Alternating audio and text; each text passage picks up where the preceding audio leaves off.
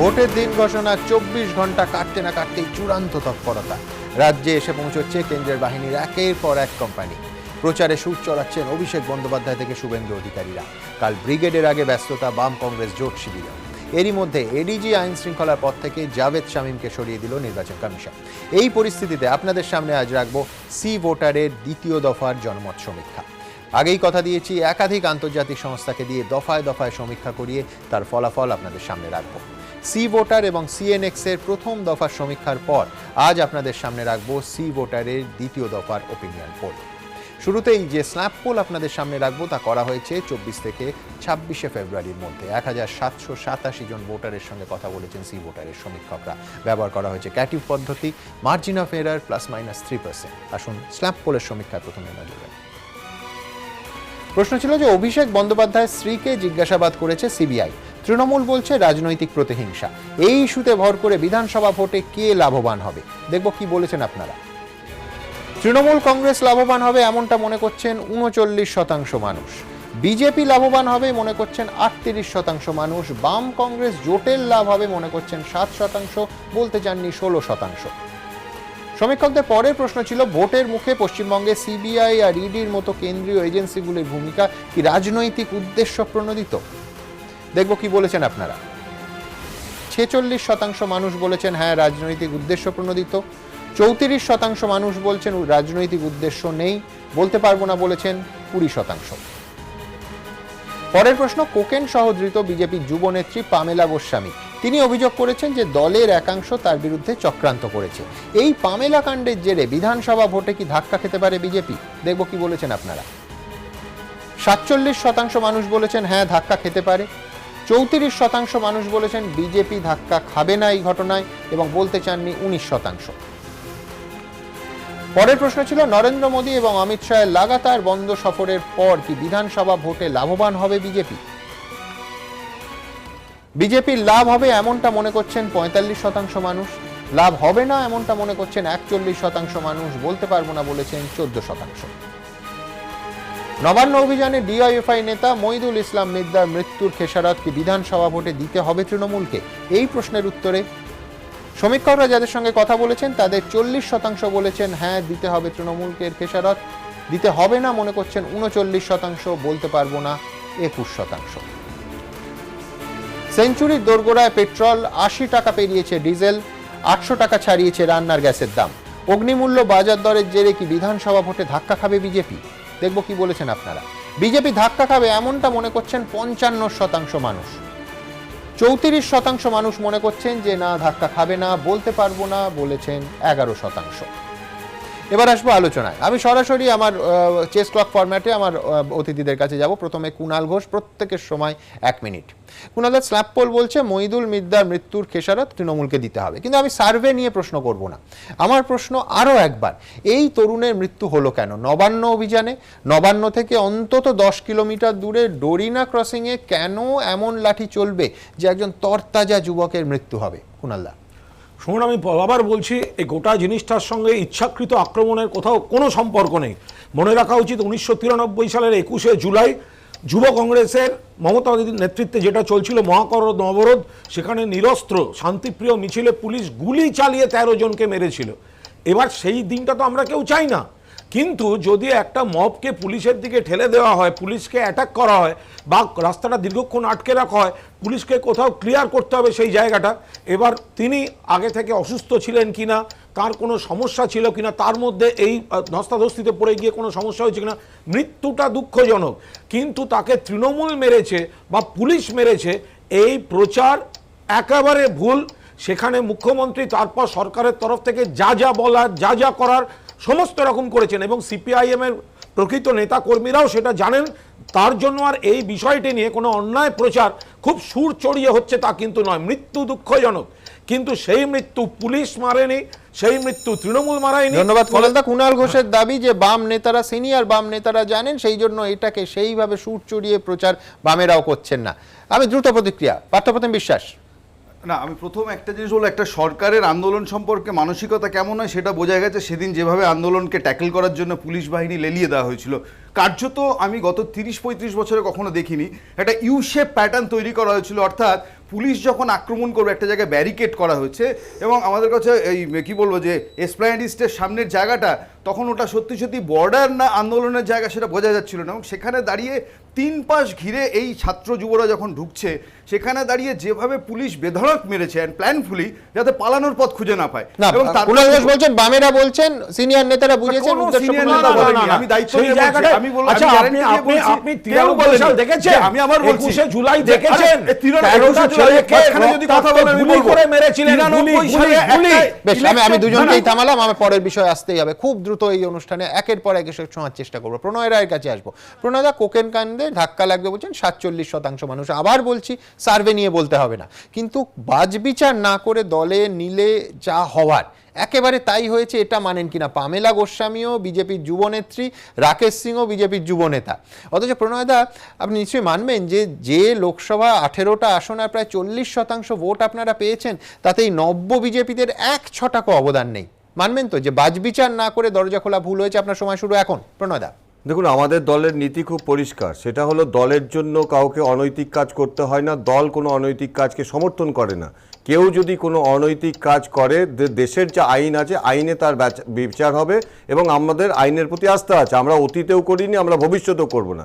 কিন্তু ঘটনা হচ্ছে এটা তো একটা জনগণের দল, আমরা তো কাউকে কোনো, আমাদের কাছে এমন কোনো যন্ত্র নেই যে কেউ আমাদের দলে আসার আগে সেই যন্ত্রটা লাগিয়ে দেখে নেব সে সৎ না অসৎ না কি আছে। সেই জন্য এই সমস্যা আছে, এই সমস্যা থাকবেও। কিন্তু আমরা তৃণমূল কংগ্রেস নই যে একজন কোনো অনৈতিক কাজ করলে মুখ্যমন্ত্রীর নির্দেশে, মুখ্যমন্ত্রীর নেতৃত্বে আমরা সবাই চোর বলে মিছিল করব। এটা বিজেপি নয়, বিজেপি ছিল না, বিজেপি এখন নেই, বিজেপি ভবিষ্যতেও থাকবে না। কিন্তু সাথে সাথে এটা মনে রাখতে হবে যে আজকে যে প্রশ্নগুলো এর আগের দিন আমি করেছিলাম তার উত্তরও কিন্তু আমি পাইনি। পামেলা গোস্বামীর সাথে অ্যারেস্ট হওয়ার আগের দিন কুণাল ঘোষের ফোন হয়েছিল, ফোনে কি কথা হয়েছিল সেটা কুণাল ঘোষ বলেনি। যাদেরকে পুলিশ অ্যারেস্ট করতে গেল তার মধ্যে যে লিঙ্কম্যান, সে লিঙ্কম্যান কোথায়? পামেলা গোস্বামী বলছে সে কুণাল ঘোষ গাড়ি থেকে একজন ফেরার হয়ে গেলেন কি করে? সমস্যাটা হচ্ছে লড়াই চলছে দিদির দূত বনাম মোদির ভূত। এই যে দিদির দূত আমি এবং আমরা, আর মোদির ভূত হচ্ছে প্রণয়দা। কথাটা হচ্ছে এখন আমার না নেই নেই নেই আমার পরিষ্কার কথা হচ্ছে কুণাল বাবুর সাথে বিজেপির সখ্যতা হচ্ছে কিনা এই প্রশ্নটা করছেন প্রণয় বাবু। না, কোনো সখ্যতা হচ্ছে না। যে কথাটা যখনই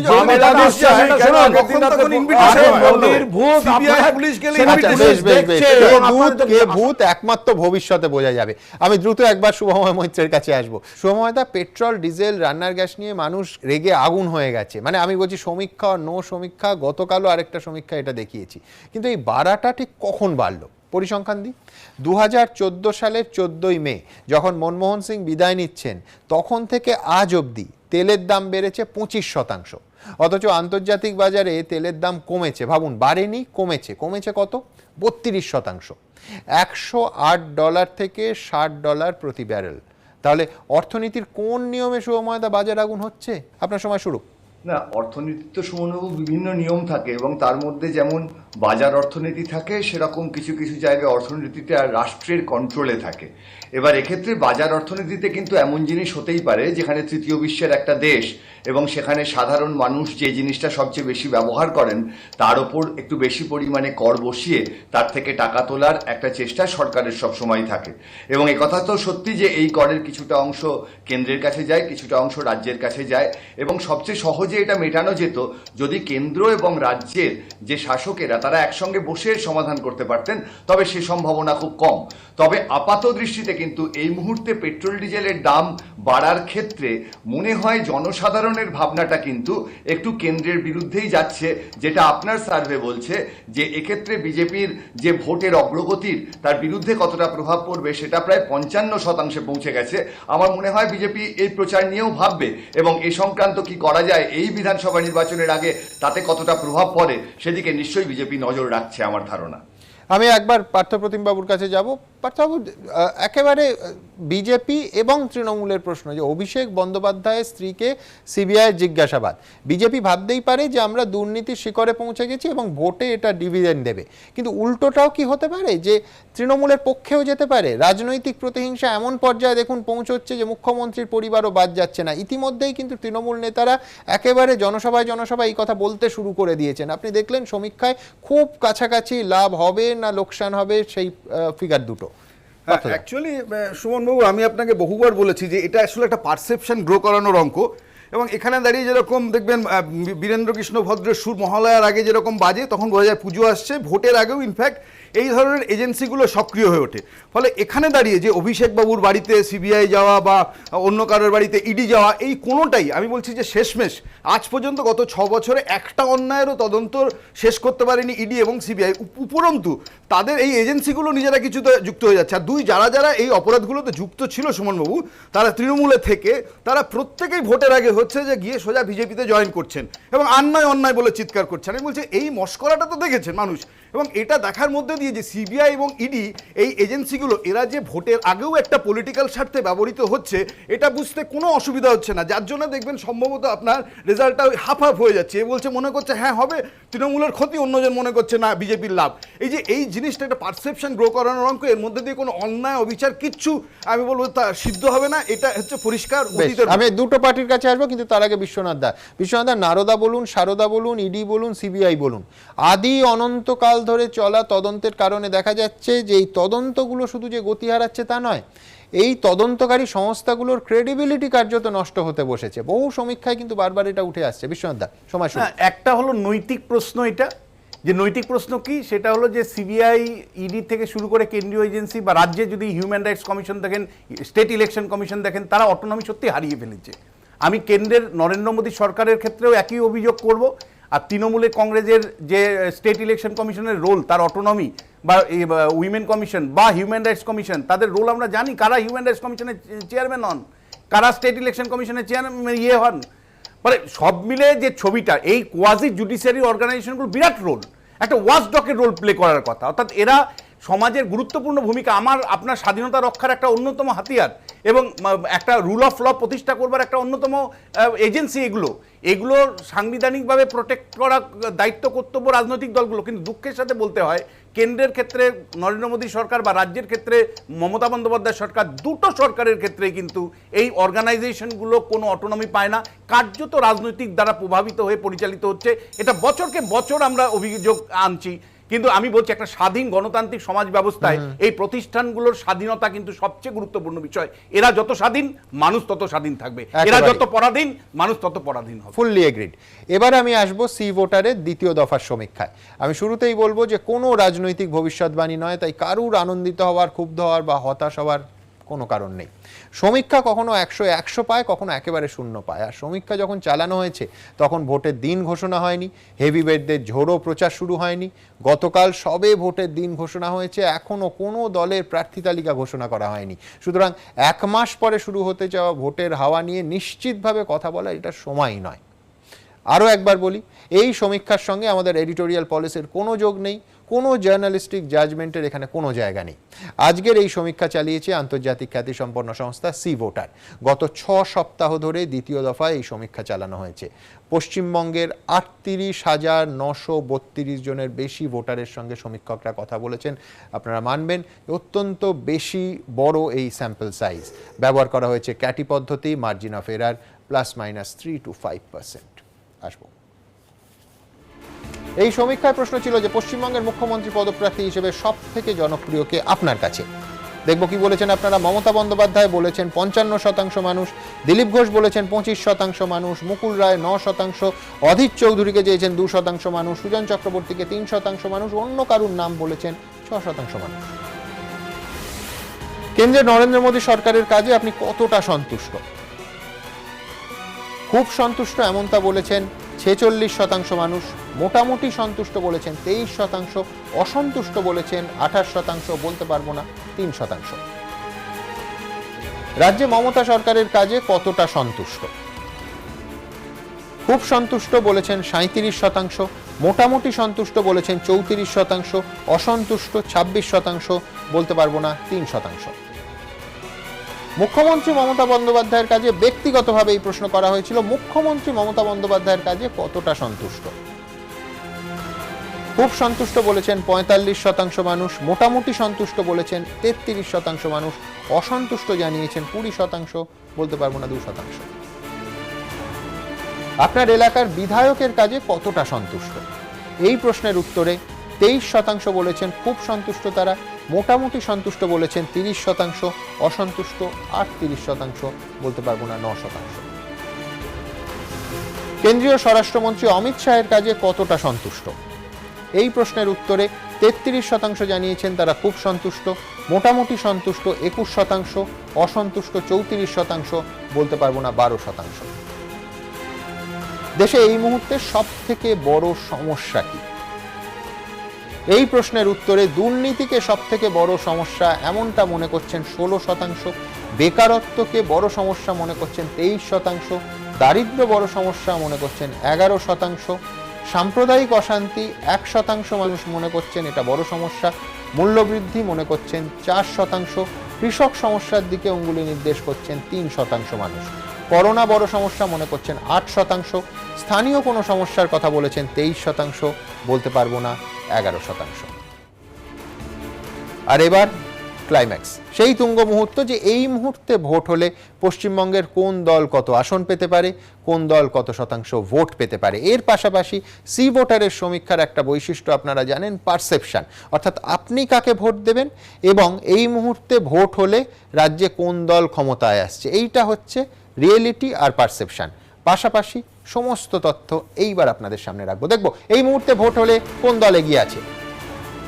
এই মুহূর্তে ভোট হলে তৃণমূল কংগ্রেস পেতে পারে 148 থেকে 164টি আসন, বিজেপি পেতে পারে 92 থেকে 108টি আসন, বাম কংগ্রেস জোট পেতে পারে 31 থেকে 39টি আসন, অন্যান্যরা 1 থেকে 5টি আসন। আবার বলছি, এই মুহূর্তে ভোট হলে 294টা বিধানসভা কেন্দ্রে পশ্চিমবঙ্গে যদি ভোট হয়, আপনারা জানেন এই রাজ্যের ম্যাজিক ফিগার 148, সেই 148 ম্যাজিক ফিগার থেকে 164টি আসন পেতে পারে তৃণমূল কংগ্রেস, বিজেপি পেতে পারে 92 থেকে 108টি আসন, বাম কংগ্রেস জোট পেতে পারে 31 থেকে 39টি আসন, অন্যান্যরা 1 থেকে 5টি আসন।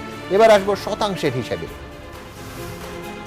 এই মুহূর্তে ভোট হলে তৃণমূল কংগ্রেস পেতে পারে 43% ভোট, বিজেপি পেতে পারে 38% ভোট, বাম কংগ্রেস জোট পেতে পারে 13% ভোট, অন্যান্যরা 6%। আবার বলছি, তৃণমূল কংগ্রেস পেতে পারে 43% ভোট, বিজেপি পেতে পারে 38% ভোট, বাম কংগ্রেস জোট পেতে পারে 13% ভোট, অন্যান্যরা 6%। আর এবার সেই পারসেপশন যা এতদিনে আপনারা জেনে গেছেন, সি ভোটারের সমীক্ষার অন্যতম গুরুত্বপূর্ণ অংশ, অর্থাৎ আপনি কাকে ভোট দিতে পারেন সেটা রিয়েলিটি, এবং আপনি কি মনে করছেন রাজ্যে ক্ষমতায় কে আসতে পারে।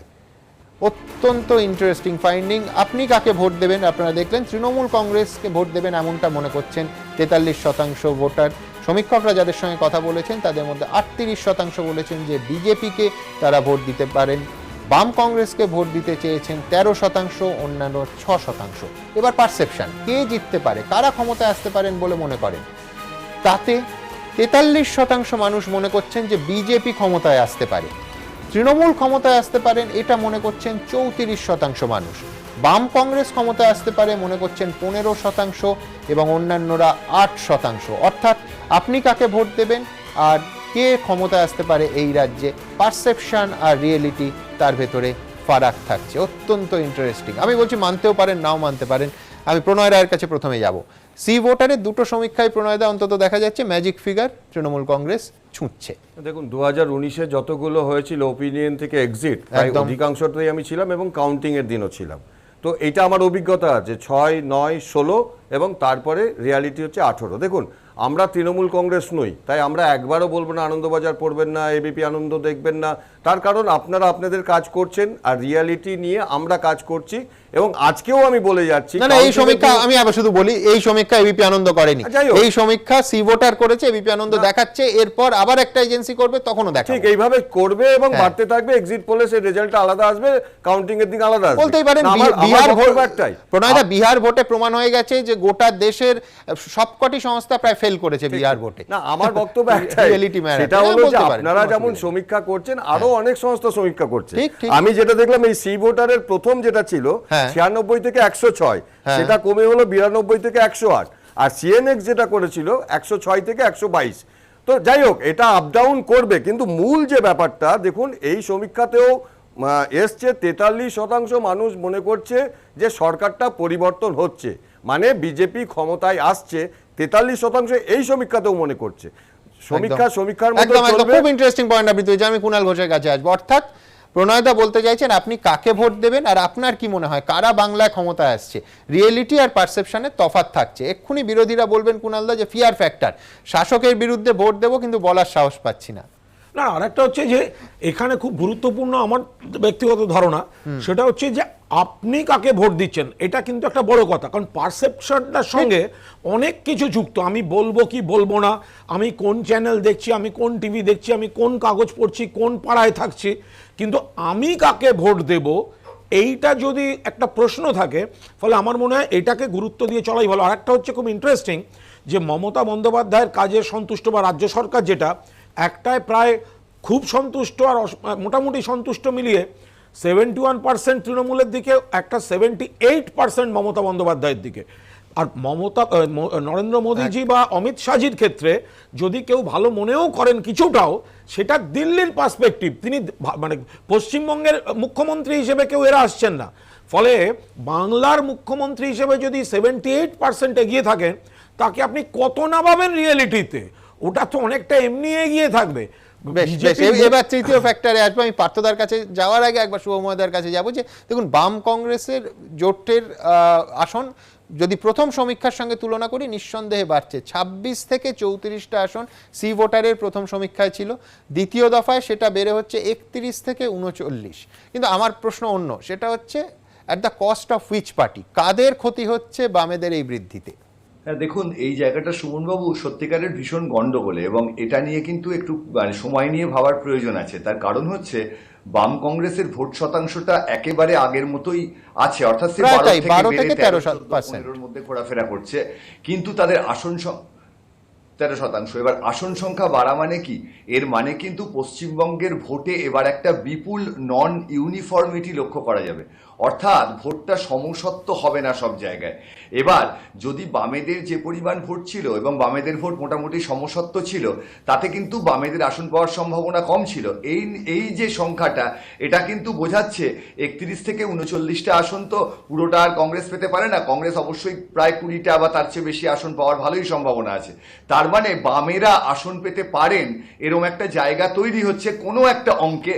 এবং এই যে অসরলরৈখিক সম্পর্ক, যে ভোটের সঙ্গে আর ভোট একই থাকছে কিন্তু আসন সংখ্যা বেড়ে যাচ্ছে, আমার মনে হয় এই জায়গাটাই লুকিয়ে আছে টিএমসি, তৃণমূল কংগ্রেস এবং বিজেপির যে 43-38 আর 43-34-এর মধ্যে। অর্থাৎ ওখানে যারা বলেছেন তারা একটা তো উত্তর দিতে হবে যে আমি একে সমর্থন করি বা আমার মনে হচ্ছে ক্ষমতায় আসবে, কিন্তু তাদের মনে কিছুটা দোদুল্যমানতা আছে, যে দোদুল্যমানতাটা হয়তো আসনের হিসেবে বাম কংগ্রেসের দিকে কিছুটা রিফ্লেক্ট করছে। চমৎকার চমৎকার বিশ্লেষণ। আমি ঠিক এই পয়েন্টে পার্থদার কাছে আসবো। পার্থদা, আসন বেড়েছে কিন্তু ভোট শতাংশ ততটা বাড়ছে না, 12% থেকে 13%। কোথাও কি মনে হচ্ছে যে স্যাচুরেশন পয়েন্টে এসে গেছে জোটের ভোট? না সুমনবাবু, আমি আপনাকে একটা জিনিস বলবো যে আসলে এই সমীক্ষাগুলোতে মানুষের ওই পারসেপশনের কথা আপনারা যেরকম বলেন, যে পারসেপশন সম্পর্কে একটা ধারণা খুব মুশকিল হয় যে যখন দেখবেন ভীষণ রকম পোলারাইজড একটা সিচুয়েশন এবং দুটো শাসক দল, একটা কেন্দ্রের এবং রাজ্যের, তাদের সম্পর্কে হ্যাঁ না বলতে হয়, তখন আসলে যে পারসেপশনটা আপনি প্রকাশ্যে পান সেটা আসলে কিন্তু সেই পারসেপশন সে পারসিভ করছে না মনে, এটা হতেই পারে। এবার এখানে আমি বলছি এই কারণের জন্য যে আপনি নবান্ন অভিযানের পর যদি বলেন এই সময়কালের মধ্যে একটা বড় ঘটনা যদি বলেন রাজ্যে নবান্ন অভিযান, তাতে আপনার যদি এই শিফটটা হয়, আমি বলছি যে আগামীকাল ব্রিগেড সমাবেশ, আপনি একটা বামেদের এবং কংগ্রেসের ব্রিগেড হোক, আমি বললাম যে তারপরে আপনি এরকম একটা সমীক্ষা আপনার সি ভোটার নিশ্চয়ই করবে, তাহলে আমি আপনাকে বলবো যে মানুষের পারসেপশন কিভাবে আস্তে আস্তে আস্তে আস্তে পাল্টাচ্ছে, এবং দ্যাট ইজ ভেরি তাহলে ইম্পর্টেন্ট। 7 তারিখে নরেন্দ্র মোদীর মানে বিজেপির ব্রিগেডের পরেও আরেকটা করতে হয়। ব্রিগেড ধরেই আমি আপনাদের অনুরোধ করব, দুটো ব্রিগেডের পর হচ্ছে এরকম একটা সমীক্ষা হোক, হ্যাঁ। তাহলে দেখতে পাবেন এই যে 30, 39 এটা আসলে 60, 78 এইরকম ভাবে হচ্ছে এগিয়ে একদম। যেতে আমি থাকবে। শুধু দর্শকদের এবং আশ্বস্ত করতে চাই যে উনি পার্থদা একটা সমীক্ষার কথা বলছেন, একটা নয়, সবে দ্বিতীয় দফার একটি সংস্থার সমীক্ষা হলো, একাধিক সংস্থা এই সমীক্ষার কাজ করছে, যা দেখাবো এরপরে আরও অন্তত 3 দফায় সমীক্ষা আপনাদের সামনে রাখবো। সুতরাং ব্রিগেডের পরে পরবর্তী পর্যায়ে একেবারে প্রচার যখন শেষ হবে সেই মুখোমুখিও সমীক্ষা থাকবে।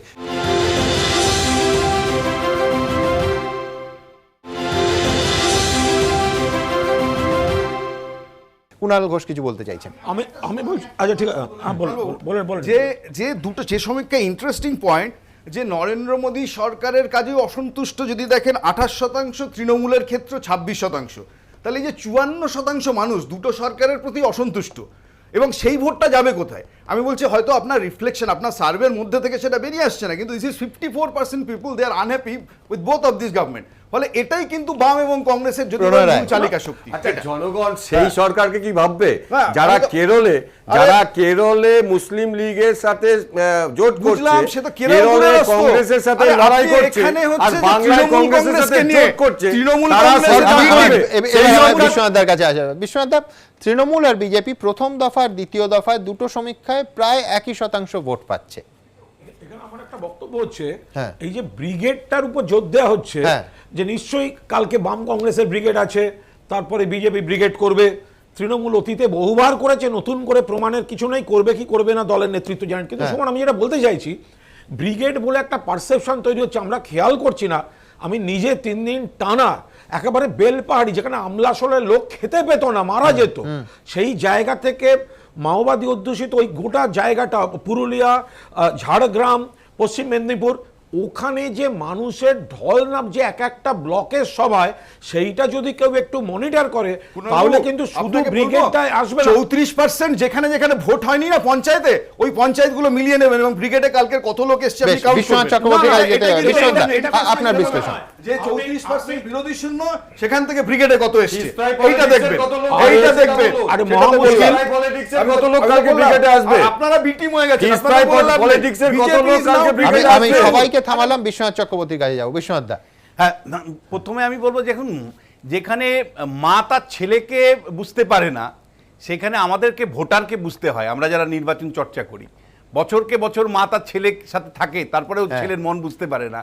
সেখানে আমরা যারা নির্বাচন চর্চা করি, আমরা সত্যি কি সবটা বুঝতে পারি না? একেবারেই না। হ্যাঁ, স্বামী স্ত্রীর উদাহরণটা দেবেন না। এইবার ভোটে দেখে যাচ্ছি যে সেই বৈবাহিক সম্পর্ক দাম্পত্য অবধি ভেঙে না, যাচ্ছে এটা এই বাদ দিয়ে তৃণমূল বলছি, বিজেপির চক্করে। দেখুন, আচরণবিদ্যা, এটাকে আচরণবিদ্যা আমরা বলি, হ্যাঁ। Behavioural science. বিহেভিয়ারাল সায়েন্সে মানুষের মন বোঝাটা কিন্তু সহজ নয়। আমি এটা পরিষ্কার, সকাল থেকে রাত্রি পর্যন্ত বহু নেতারা, অনেকে আমার বাড়িতে যান, অনেকে আমার সাথে কথা বলেন, কিন্তু সবটা বুঝি না। আমরা কতগুলো ডমিনেন্ট ফিচার বোঝার চেষ্টা করি। কি কি ডমিনেন্ট ফিচার বোঝার চেষ্টা করি? যেমন এই যে সমীক্ষাটা করা হলো, এর মধ্যে আপনি আইএসএফ যে যুক্ত হলো, এই ফ্যাক্টরটা আপনি এখনো ঢোকাননি। আইএসএফ যেই মুহূর্তে আপনি এই বাম কংগ্রেসের সাথে আইএসএফকে ঢোকাবেন, তখন দেখবেন পলিটিক্যাল সমীকরণটা অনেকটা চেঞ্জ হতে শুরু করবে। মানে আপনার এই সমীক্ষার মধ্যেই আপনি পাবেন। আমি উত্তর 24 পরগনা, দক্ষিণ 24 পরগনা উদাহরণ দিয়েই বলছি। দ্বিতীয় যে বিষয়টা, এটা অস্বীকার করার উপায় নেই, তৃণমূল কংগ্রেস 100-র মধ্যে পরীক্ষা দিবে, অর্থাৎ 294টা কেন্দ্রেই তৃণমূল কংগ্রেস সত্যি স্ট্রং কন্টেন্ডার। সেখানে বিজেপির লড়াই মাত্র 220টা আসনে, কারণ 70-72টা আসনে যেখানে মাইনরিটি ডমিনেটেড এরিয়া, সেখানে বিজেপির লড়াই নেই, থার্ড পজিশনে তাকে থাকতে হবে। কিন্তু থার্ড যে বিষয়টা, যে এন্টার যদি যে কোনো ব্লক দিয়ে রাজনীতিটা বোঝার চেষ্টা করুন, আইডেন্টিটি হলো এই নির্বাচনের ডমিনেন্ট ফিচার। আইডেন্টিটি, পরিচয় সত্তার রাজনীতি। আজকে শেষ পর্যন্ত বামেদের কোথার থেকে নিজের শক্তি বাড়াতে হচ্ছে? আইএসএফ থেকে বাড়াতে হচ্ছে।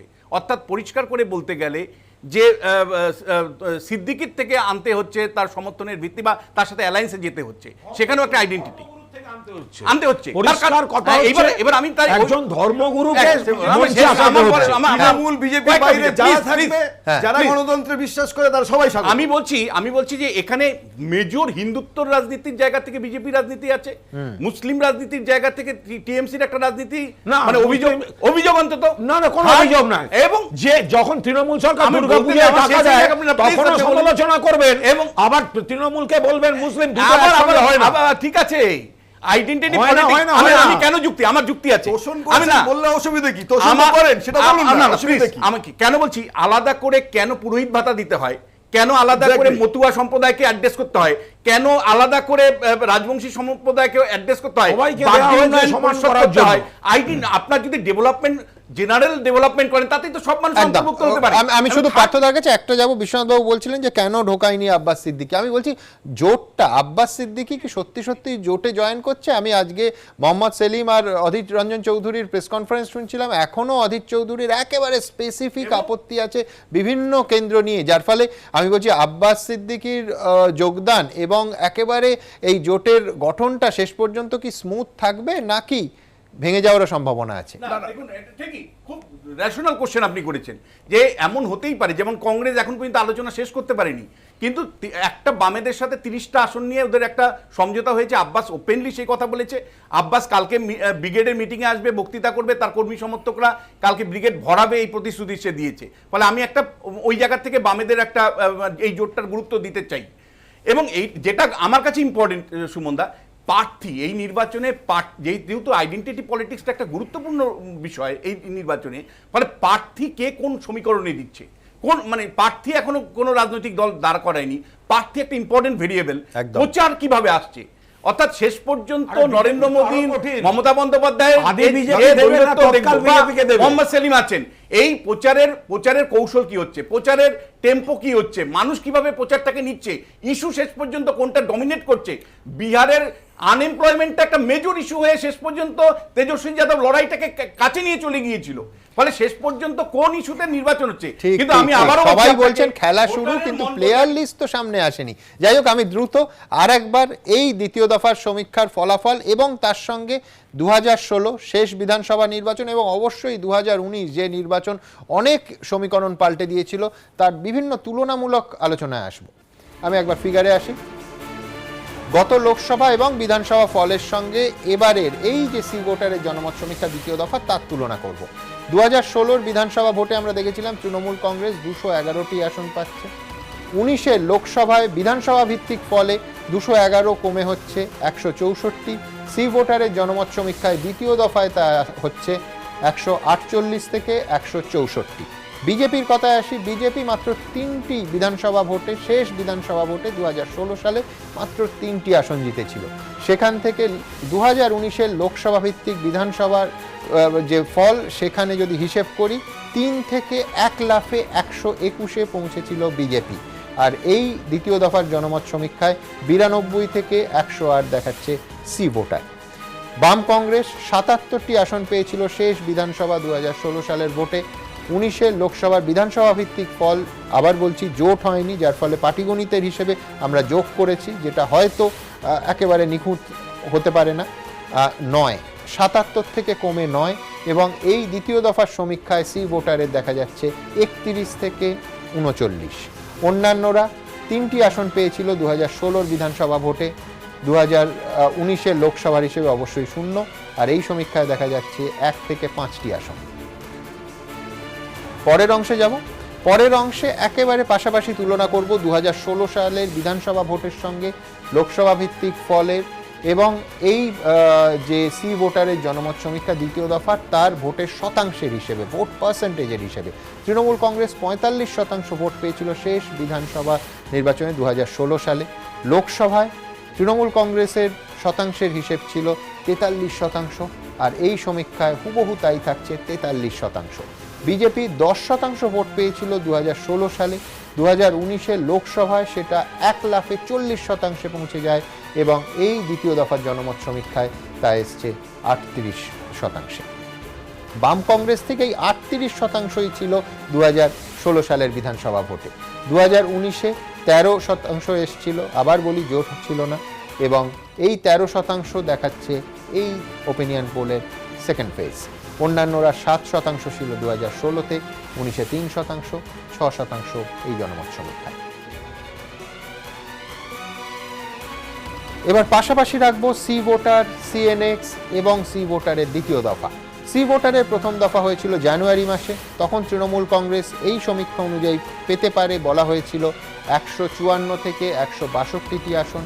সিএনএক্স ফেব্রুয়ারিতে তাদের প্রথম দফার সমীক্ষা করে, তা ছিল 146 থেকে 156, এবং সি ভোটারের এই সমীক্ষায় তৃণমূল কংগ্রেসের আসন সংখ্যা দেখা যাচ্ছে 148 থেকে 164।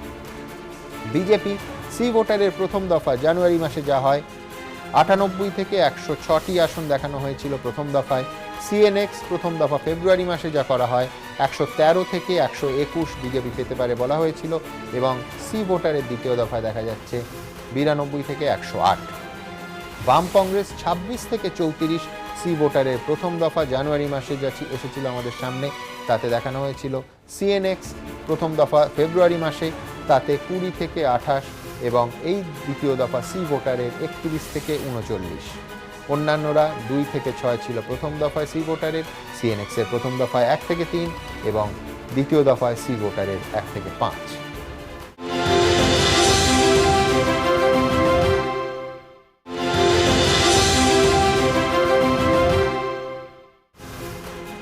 আলোচনায় আসবো।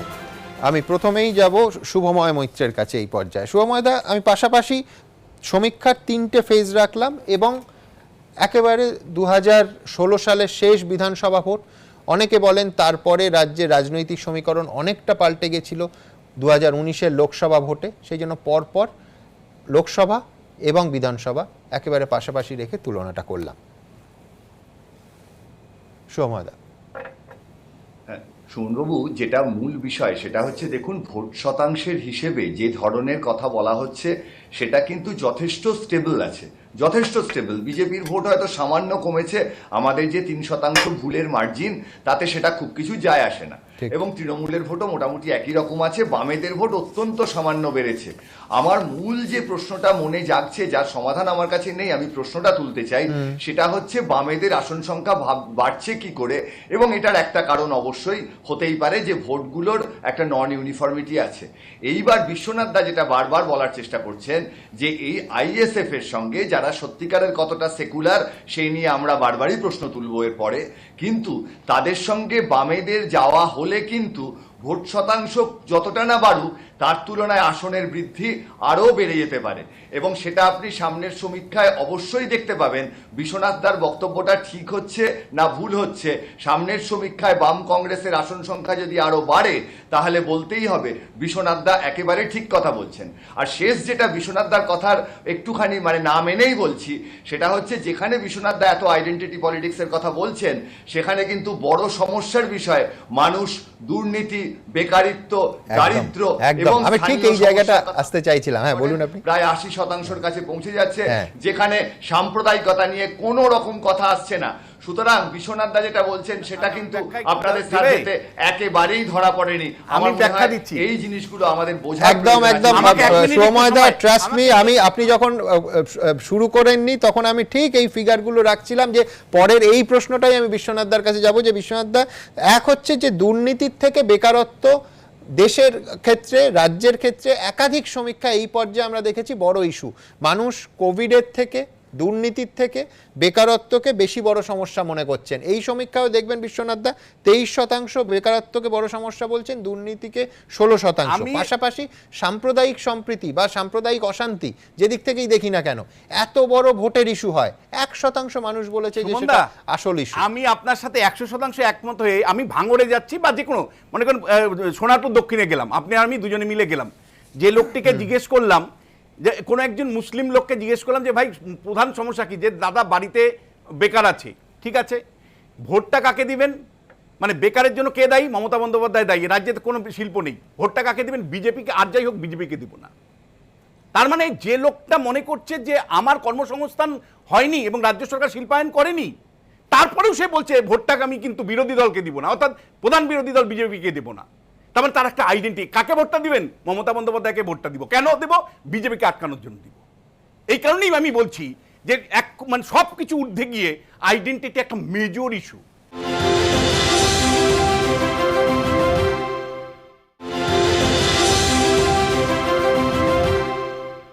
আমি বলছি একমাত্র প্রণয় রায় দ্রুত। আমি বিশ্বনাথদার এই কথাটার সাথে একদম একমত হতে পারছি না, কারণ 2019-এর মালদা দক্ষিণ রায়গঞ্জের যদি রেজাল্ট দেখেন, এটা একবারেই খায় না।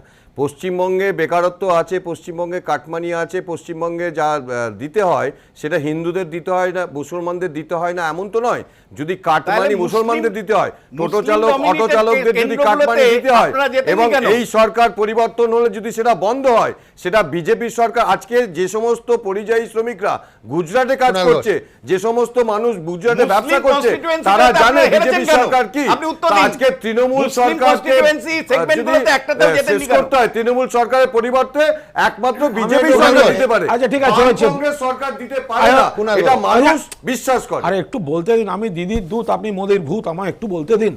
আবার কথাটা হচ্ছে এই যে এই সমস্ত পারসেপশনটার মধ্যে একটা লোকসভা নির্বাচন আর একটা বিধানসভা নির্বাচন। সুমন, 2019 সালে লোকসভা নির্বাচনে দিল্লিতে যদি বিধানসভা বাড়ি দেখো, 70টা বিধানসভা আসনের মধ্যে 65টায় লিড ছিল বিজেপির 2019। আর কমাসের মধ্যে যখন বিধানসভা নির্বাচন হলো, 65 লিড কমে গেল মাত্র 8, আর মুখ্যমন্ত্রী হলেন অরবিন্দ কেজরিওয়াল। এটা হচ্ছে একটা।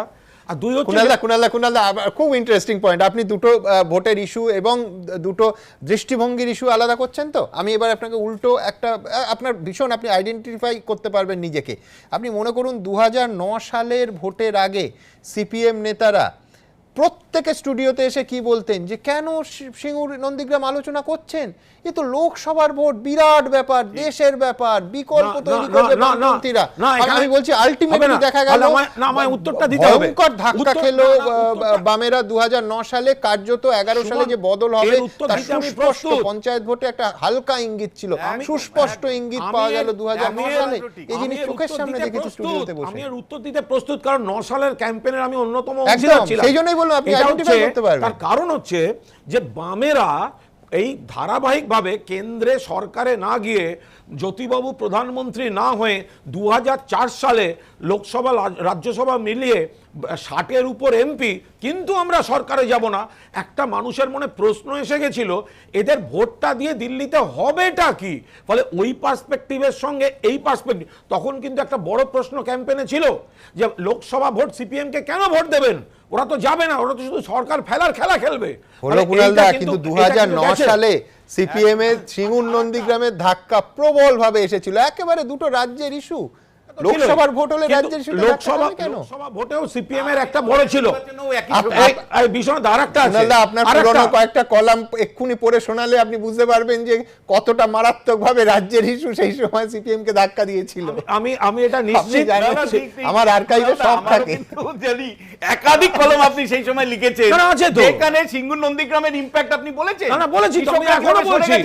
আরে বেশ, এই তাত্ত্বিক আলোচনা আসবো, কিন্তু এই মুহূর্তে সবথেকে বড় খবর বুদ্ধদেব ভট্টাচার্যের বার্তা ব্রিগেড নিয়ে। রাত পোহালেই বাম কংগ্রেসের ব্রিগেড। বুদ্ধদেব ভট্টাচার্য বার্তা পাঠালেন। বার্তায় বুদ্ধদেব ভট্টাচার্য, রাজ্যের প্রাক্তন মুখ্যমন্ত্রী, তিনি লিখছেন, ব্রিগেড সমাবেশ নিয়ে বিভিন্নভাবে খবরাখবর নেওয়ার চেষ্টা করছি। শুনে বুঝতে পারছি বহু মানুষ সমাবেশে আসবেন এবং অনেকে এসে গেছেন। বড় সমাবেশ হবে। এরকম একটা বৃহৎ সমাবেশে যেতে না পারার মানসিক যন্ত্রণা বোঝানো যাবে না। মাঠে ময়দানে কমরেডরা লড়াই করছেন এবং আমি শারীরিক অসুস্থতা নিয়ে ডাক্তারবাবুদের পরামর্শ মেনে চলেছি। ময়দানে মিটিং চলছে আর আমি গৃহবন্দী, যা কোনোদিন কল্পনাও করতে পারিনি। সমাবেশের সাফল্য কামনা করছি। বুদ্ধদেব ভট্টাচার্য, 27 ফেব্রুয়ারি 2021। আমি দ্রুত একবার এই নিয়ে একটা প্রতিবেদন আপনাদের সামনে রাখব, যে প্রতিবেদন একদিকে ব্রিগেডের প্রস্তুতি, অন্যদিকে ইন্ডিয়ান সেকুলার ফ্রন্টের আব্বাস সিদ্দিকী, তিনি বলছেন ব্রিগেডে যোগ দেবেন। কিছুক্ষণ আগে জানিয়ে বিতর্ক আপনারা শুনলেন, দেখুন। ব্যাটেল গ্রাউন্ড ব্রিগেড, কখনো সিপিএম, কখনো বামফ্রন্ট। গত কয়েক দশকে বামপন্থীদের একাধিক জনসভার সাক্ষী থেকেছে ব্রিগেড প্যারেড গ্রাউন্ড। 2016 বিধানসভা ভোটের আগে পার্ক সার্কাস ময়দানে যৌথ সভা করেছিল বামফ্রন্ট ও কংগ্রেস। এই প্রেক্ষাপটে রবিবার প্রথম বাম কংগ্রেসের যৌথ সমাবেশের সাক্ষী থাকতে চলেছে ব্রিগেড প্যারেড গ্রাউন্ড। চলছে শেষ মুহূর্তের প্রস্তুতি। যারা বিজেপির বিরুদ্ধে, তৃণমূলের বিরুদ্ধে লড়াই করার জন্য কাঁধে কাঁধ মিলিয়ে চলতে চাইবে, তারই পরিবেশ করে উঠবে আগামীকাল ব্রিগেড সমাবেশ থেকে। ভিক্টোরিয়ার দিকে তৈরি হয়েছে মঞ্চ। মঞ্চের দৈর্ঘ্য 52 ফুট, প্রস্থ 24 ফুট, উচ্চতা 18 ফুট। ইতিমধ্যেই দূর দূরান্তরের জেলা থেকে আসতে শুরু করছেন কর্মী সমর্থকরা। তাদের থাকার জন্য তৈরি করা হয়েছে 2টি শিবির। মেনুতে থাকছে বাড়িতে তৈরি করা রুটি, আলুর দম ও লাড্ডু। 2019-এ ব্রিগেডে এলেও গাড়ি থেকে নামতে পারেননি বুদ্ধদেব ভট্টাচার্য, নাকে ছিল অক্সিজেনের নল। এবার সেই অনুমতিও দিতে রাজি নন চিকিৎসকরা। সিপিএম সূত্রে খবর, চেষ্টা চলছে বুদ্ধদেব ভট্টাচার্যের অডিও বার্তা ব্রিগেডে শোনানো। তবে সেটাও যদি না হয় তাহলে লিখিত বার্তা পাঠাতে পারেন প্রাক্তন মুখ্যমন্ত্রী। ব্রিগেড সমাবেশের আগে একটি বার্তা পাঠিয়েছেন বুদ্ধদেব ভট্টাচার্য। একসময় মানুষ ব্রিগেডে ভিড় করত যার বক্তৃতা শুনতে, তার কথায় ধরা পড়েছে সশরীরে সমাবেশে না থাকতে পারার যন্ত্রণা। প্রাক্তন মুখ্যমন্ত্রী বলেছেন, ব্রিগেড সমাবেশ নিয়ে বিভিন্নভাবে খবরাখবর নেওয়ার চেষ্টা করছি। শুনে বুঝতে পারছি বহু মানুষ সমাবেশে আসবেন এবং অনেকে এসে গেছেন। বড় সমাবেশ হবে, এরকম একটা বৃহৎ সমাবেশে যেতে না পারার মানসিক যন্ত্রণা বোঝানো যাবে না। মাঠে ময়দানে কমরেডরা লড়াই করছেন আর আমি শারীরিক অসুস্থতা নিয়ে ডাক্তারবাবুদের পরামর্শ মেনে চলেছি। ময়দানে মিটিং চলছে আর আমি গৃহবন্দী, যা কোনোদিন কল্পনাও করতে পারিনি। সমাবেশের সাফল্য কামনা করছি। ফেব্রুয়ারির শেষ রবিবার বাম কংগ্রেসের ব্রিগেড আর মার্চের প্রথম রবিবার মহানগরে মোদির ব্রিগেড। 7ই মার্চ প্রধানমন্ত্রী জনসভায় ব্রিগেড প্যারেড গ্রাউন্ড ভরাতে তৎপর গেরুয়া শিবির। মোদির ব্রিগেড সমাবেশে 20 লক্ষ জমায়েতের লক্ষ্যমাত্রা নিয়েছে বিজেপি। প্রধানমন্ত্রী আসছেন 7 তারিখে ব্রিগেডে, ভরাতে হবে ব্রিগেড। 7 তারিখে মোদিজির মিটিং এ 20 লক্ষ মানুষের জমায়েত করে বলতে হবে এবারে সোনার বাংলা হবে। সব মিলিয়ে ভোটে নির্ঘণ্ট প্রকাশ হতেই শুরু হয়েছে ব্রিগেড যুদ্ধ। উজ্জ্বল মুখোপাধ্যায় ও ঋত্বিক মণ্ডলের রিপোর্ট, এবিপি আনন্দ। আমি পার্থবাবুর কাছে যাব। পার্থবাবু, অডিও বার্তার একটা জোগাড় যন্ত্র শুরু হয়েছিল, শেষ পর্যন্ত লিখিত বার্তা। বুদ্ধবাবু এই মুহূর্তে কেমন আছেন? না, শারীরিকভাবে আপনারাও যে প্রতিবেদনে দেখালেন সেটাই রিফ্লেকশন অফ ফিজিক্যাল স্ট্যাটাস। এখন বুদ্ধবাবুর শারীরিক অবস্থা, মানে মূলত তিনি ডাক্তার পরিচালিতই হন পুরোটা, এবং ব্রিগেড সমাবেশে যাওয়ার মতো শারীরিক অবস্থা নেই বলেই হচ্ছে যে প্রাথমিকভাবে মনে হচ্ছে। কিন্তু বুদ্ধবাবু আসলে একটা অন্য আইকন। এই কারণের জন্য বলছি, আমি ব্রিগেড সমাবেশ উপলক্ষে যদি বলেন, আমি কোথাও একটা এই লিঙ্কটা করতে চাই আপনার আজকের সমীক্ষার সাথে, কালকের বুদ্ধবাবুর ব্রিগেড। এই কারণে দেখুন, যে সবচেয়ে বড় ইস্যুটা তো হচ্ছে এই মুহূর্তে হচ্ছে যে বেকারি কাজ, যেটা আসলো এখান থেকে বেরিয়ে। বুদ্ধবাবু is the last chief minister in this state, যে যিনি হচ্ছেন যে এই যে বেকারদের একটা কাজের স্বপ্ন নতুন করে দেখাতে শুরু করেছিলেন, যে শিল্পায়নের যে চেষ্টা তার একটা প্রতীক ছিলেন। সেখানে দাঁড়িয়ে মানে ন্যারো পলিটিক্যাল ইন্টারেস্টে যে আত্মঘাতী লড়াই এ রাজ্যের শাসক আজকে যারা তৃণমূল বা বিজেপি, তারা যৌথভাবে করে একটা শিল্প 80% হয়ে যাওয়া একটা শিল্প শেষ করলেন। শালবনির মতো জায়গা, সব জায়গাতে, ফলে সেখানে সেই সম্ভাবনা নষ্ট করলেন। এই ব্রিগেডটা, সেই ব্রিগেড, এটা কিন্তু অপব্যাখ্যা হচ্ছে। যাত্রা বা দিদির দূত, এরা যা করছে তাদের কোথাও কোনো কাজের সমস্যা নেই। আমি বলছি যে এই বিরোধিতা করেনি, যে এই ব্রিগেডটা ঐতিহাসিক বলেছে, এই ব্রিগেড ঐতিহাসিক, এটা জমি নেওয়া হোক। এবং আমি বলছি যে আবার জোর করে কৃষি জমি নেওয়া হবে না, এই জায়গাটা শুরু হবে ভুল করেছিল, সেই জন্যই মানুষ তাদের যে প্রত্যাখ্যান করেছে। এরা যে আসলে কিভাবে করতে হয় হচ্ছে রেলমন্ত্রী থাকাকালীন তৃণমূলের বক্তব্য ছিল শিল্পের জন্য জমি সরাসরি শিল্পপতিরা কিনবে, কিন্তু সেটা বাস্তব পরিস্থিতি কিনা, তারপর কত শিল্পপতি এসে কত জমি কিনেছেন সেটা নিঃসন্দেহে আলোচনার বিষয় হতে পারে। প্রণয় রায়, আপনারা এখন বলেন যে সিঙ্গুর নিয়ে সিঙ্গুরে টাটাদের চলে যাওয়াটা মস্ত বড় ভুল, আপনারা ক্ষমতা এলে সেই ভুল নাকি সংশোধন করবেন। প্রণয় রায়, দেখুন, পার্থ দ্বারা 34 বছর ক্ষমতায় ছিল, 34 বছরে কিছু হলো না, আর লাস্টে একটা শিল্পের স্বপ্ন দেখালেন। ওনারা স্বপ্ন দেখাতে জানেন, যার বাস্তবায়ন তারা জানেন না। আর বাস্তবায়ন বিজেপি জানে, বিজেপি করে দেখিয়েছে, বিজেপি গুজরাট করে দেখিয়েছে, বিজেপি মহারাষ্ট্র। একেবারে যে এই ব্রিগেডের যে বাম কংগ্রেসের সমাবেশ, তা এই জোটকে কতটা অক্সিজেন দেবে? শুভময় মৈত্র। সুমনবাবু, যেটা মূল কথা হলো যে এই যে ব্রিগেড সমাবেশ, বুদ্ধবাবু সত্যিকারেরই অত্যন্ত প্রাজ্ঞ রাজনীতিবিদ, কিন্তু যে প্রশ্ন বারবার উঠবে, যে প্রশ্ন বারবার সিপিআইএম এড়িয়ে যাবে কিন্তু আমরা বিশ্লেষক হিসেবে বারবার তুলব, সেটা হচ্ছে ব্রিগেডের মঞ্চে যুব নেতাদের অনুপস্থিতির কথা। আমরা যে প্রশ্ন বারবার তুলব সেটা হচ্ছে, সত্যি কেরালে তো বামপন্থীরা সংখ্যালঘুদের সঙ্গে থেকে এবং হয়তো রেকর্ড করতে চলেছেন, পরের বার নির্বাচনে জিতবেন, হয়তো এবারেও তাদের আসন বাড়বে এই আইএসএফ এর সঙ্গে জোট করে, কিন্তু বাম রাজনীতির ভবিষ্যৎ হিসেবে এই আইএসএফকে তারা ভবিষ্যতে আসন বাড়ার পর কিভাবে সামলাবেন সেটাও একটা দেখার বিষয়। সবশেষে ব্রিগেড তো গণতন্ত্রের উদযাপন, সে সিপিআইএমই করুক, বিজেপিই করুক, তৃণমূলই করুক, এই গণতন্ত্রের উদযাপন হোক সামনের নির্বাচনে, হিংসামুক্ত গণতন্ত্রের নির্বাচনের বার্তা আসুক এই ব্রিগেড থেকে। বিশ্বনাথ চক্রবর্তী, ব্রিগেডের ইম্প্যাক্ট। আমি দুটো জিনিস বলি, যে ওই যে অনেক শুভেন্দু বললো 20 লক্ষ লোক বা কেউ বলে 10 লক্ষ লোক, অ্যাকচুয়ালি এটা পরিমাপ করে দেখা গেছে 4.5 লক্ষ বর্গ ফুটের মতন এলাকা। একজন মানুষ যদি 1 বর্গ ফুটের এলাকায় থাকে তাহলে ব্রিগেডে সর্বোচ্চ 5 লক্ষ লোক মতন দাঁড়াতে পারে, মানে আশপাশের গাছপালা নিয়ে, ফলে 5 লক্ষর বেশি লোক হয় না, ফলে ওইসব দাবি ঠিক নয়। দ্বিতীয় যে বিষয়টা সেটা হলো যে দেখুন এখানে এই ব্রিগেডটার আলাদা গুরুত্ব একটাই কারণে, যদি আব্বাস সিদ্দিকী না থাকতো তাহলে আমি সরাসরি আপনাকে বলতাম যে ব্রিগেড ভরলেও ভোটের বাক্স ভরবে এর কোনো নিশ্চয়তা নেই।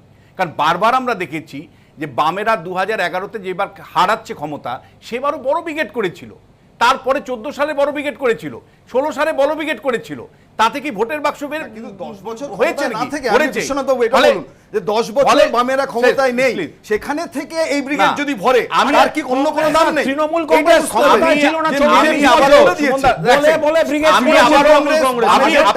যদি আমাকে পার্সোনাল জিজ্ঞেস করেন, আমি কালকে সকাল থেকে শুধু চোখ রাখবো আব্বাস সিদ্দিকীর আইএসএফ কতটুকু ইমার্জ করলো, আইএসএফ কি ধরনের, মানে আব্বাস সিদ্দিকী কিভাবে বক্তৃতা করলো, এবং কালকে সবুজ পতাকা লাল পতাকার মধ্যে সবুজ পতাকা কত আসে সেটা আমি কাউন্ট করব, কারণ ওটাই অ্যাকচুয়ালি পলিটিক্যাল ইম্প্যাক্টটা বুঝতে সাহায্য করবে।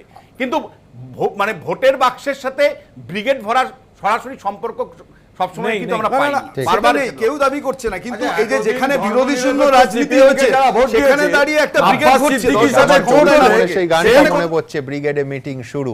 কিন্তু গানের কথা বললে এখন তো রাজনীতির গান একটাই, টুম্পা। টুম্পার জবাবে টুম্পা। সিপিএম এর টুম্পা শোনা গানকে বিদ্ধে তৃণমূল কংগ্রেস আবার টুম্পা শব্দবন্ধেই ভরসা রাখলো। দক্ষিণ কলকাতায় যুব তৃণমূলের উদ্যোগে এই প্যারোডি দেখুন, টুম্পার জবাবে টুম্পা। টুম্পা তোকে নিয়ে ব্রিগেড যাবো, টুম্পা চেনে ফ্ল্যাগে মাঠ সাজাবো, টুম্পা আকাশে তুলবো আওয়াজ, টুম্পা মোদি দিদি সব ভোগে যা, টুম্পা। সাম্রাজ্যবাদ পুঁজিবাদের মতো ভারী শব্দ নয়, টুম্পা শোনার মতো সহজবোধ্য প্যারোডির হাত ধরে ব্রিগেডমুখী বামেরা। প্যারোডিতে নরেন্দ্র মোদীর সঙ্গেই ছত্রে ছত্রে তৃণমূলকেও মেধা হয়েছে। পাইপো খাদের ধারে খাদানের বালি ছাড়ে, সোনা হলে গরুর দুধে বউ নিয়ে যায় পাচারে, সামনের চৈত্র সেলে দিদি আছে দোকান খুলে, চোর সাফ সুতরা হবে বিজেপি নিলে পরে। আর বাম সমর্থকদের টুম্পা শোনার জবাব দিতে এবার পাল্টা প্যারোডিকেই হাতিয়ার করলো তৃণমূল। নারনা আর তো পারনা বাকুরা নাস্তানা বদলোক জোটানোই দেয়, নারনা ব্রিগেডার ভরনা ডান বামে হাত মেলালেও টুম্পা যাবে না। দক্ষিণ কলকাতা যুব তৃণমূলের উদ্যোগে নারে না প্যারোডি আত্মপ্রকাশ করলো শনিবার। মানুষ যে লালেতে নাজেহাল, কাটা হাতে নেই আর ইন্দ্রজাল, দিদি সামলায় রাজই অবস্থায়, নারনা ব্রিগেডার ভরনা টুম্পারা ফেলবে ঝেড়ে 34-এর দায়। বামেদের পাশাপাশি বিজেপিকে নিশানা করে তৃণমূলের জমানায় উন্নয়নের কথা তুলে ধরা হয়েছে প্যারোডিতে। দুধেতে সোনা যে পায়, গোবরে মাথা ভরায়, 15 লাখের ব্যথা ভুলতে কোকেন ফ্রিতে পায়।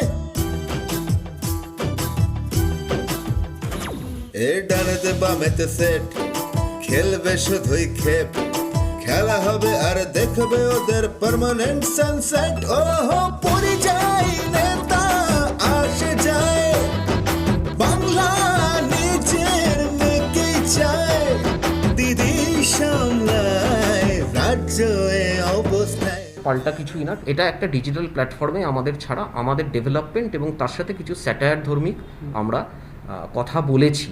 ব্রিগেড হোক যা হোক, অনেক প্যারোডি আমাদের বিরুদ্ধেও হয়েছে, আমরা সেগুলোতে খুব একটা গুরুত্ব দিচ্ছি না, কারণ আমরা জানি বাংলার মানুষ মমতা বন্দ্যোপাধ্যায়কেই আশীর্বাদ করবেন।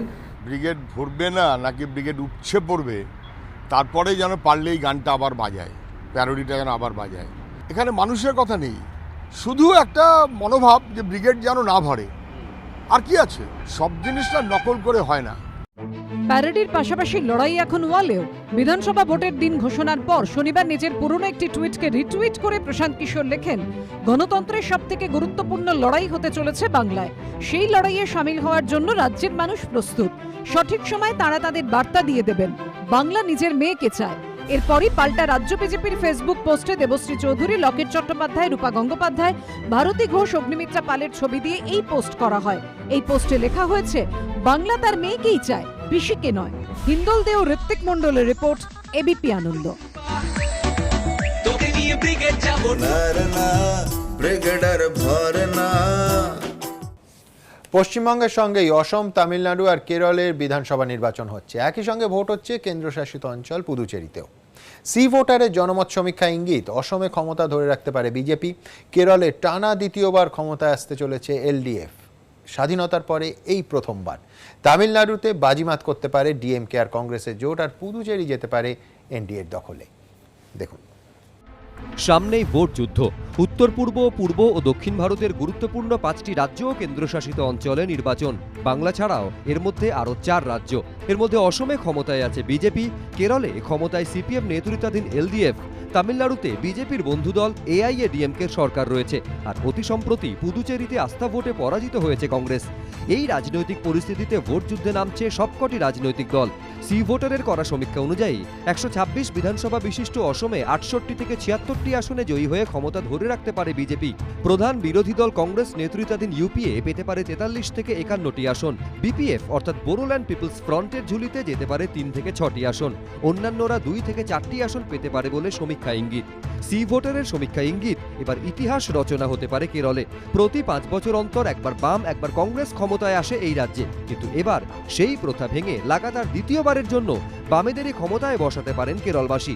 সি ভোটারের সমীক্ষা অনুযায়ী 140 আসন বিশিষ্ট কেরলে সিপিএম নেতৃত্বাধীন বামজোট এলডিএফ 83 থেকে 91টি আসনে জয়ী হতে পারে। কংগ্রেস নেতৃত্বাধীন ইউডিএফ এর দখলে যেতে পারে 47 থেকে 55টি আসন। তেড়ে ফুঁড়ে নামলেও বিজেপির ঝুলিতে সর্বোচ্চ 2টি আসন যেতে পারে। অন্যান্যরা 2টি আসন পেতে পারে বলে সি ভোটারের সমীক্ষা ইঙ্গিত। জয়ললিতার অবর্তমানে তামিলনাড়ুতে মসনদ ধরে রাখার লড়াই এআইএডিএমকের কাছে। নরেন্দ্র মোদী, অমিত শাহ এবার তাদের সঙ্গে জোট বেঁধেছেন। সি ভোটারের সমীক্ষা অনুযায়ী 234 আসনের তামিলনাড়ুতে এবার পালা বদলের ইঙ্গিত।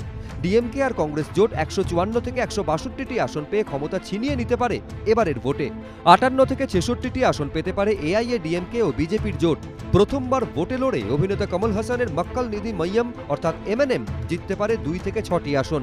একদা জয়ললিতার ছায়াসঙ্গী শশিকলার দল আম্মা মক্কল মুনেত্রা কজগম বা এএমএমকে এর ঝুলিতে যেতে পারে 1 থেকে 5টি আসন। 5 থেকে 9টি আসন যেতে পারে অন্যান্যদের ঝুলিতে। ভোটের মুখেই দক্ষিণের কেন্দ্রশাসিত অঞ্চল পুদুচেরিতে আস্থা ভোটে ক্ষমতা হারিয়েছে কংগ্রেস। সি ভোটারের সমীক্ষা অনুযায়ী 33 আসনের পুদুচেরি বিধানসভা নির্বাচনে প্রাক্তন মুখ্যমন্ত্রী এন রঙ্গস্বামীর দল এআইএনআরসি, বিজেপি আর এআইডিএমকে নেতৃত্বাধীন এনডিএ জোটের দখলে যেতে পারে 17 থেকে 21টি আসন। কংগ্রেস ও ডিএমকের জোট এসডিএ 8 থেকে 12টি আসনে জিততে পারে। কমল হাসানের দল এমএনএম পেতে পারে 1টি আসন। অন্যান্যরা 1 থেকে 2টি আসনে জিততে পারে বলে সি ভোটারের সমীক্ষা ইঙ্গিত। ইস্যু অনেক, লড়াই হাড্ডাহাড্ডি, কে করবে শেষ বাজিমাত? উত্তর মিলবে 2রা মে। এবিপি আনন্দ। আর এবার আসবো আমাদের রাজনৈতিক ব্যঙ্গচিত্রে। এই ভোটে তৃণমূলের নতুন স্লোগান খেলা হবে। বিজেপি বলছে খেলা হবে, কিন্তু তাতে হারবে তৃণমূলই। পাল্টা আবার পেট্রোল ডিজেলের বেলাগাম মূল্যবৃদ্ধিকে হাতিয়ার করে বিজেপিকে নিশানা করছে বিরোধীরা। এখন কার বলে কার উইকেট পড়বে আর কেই বা ছক্কার পর ছক্কা হাঁকাবেন, সেটা বোঝা যাবে 2রা মে। তবে আপনি যে টিমেই থাকুন না কেন, আমাদের আবার কেস দেবেন না প্লিজ। দেখুন, কেস দেবেন না প্লিজ।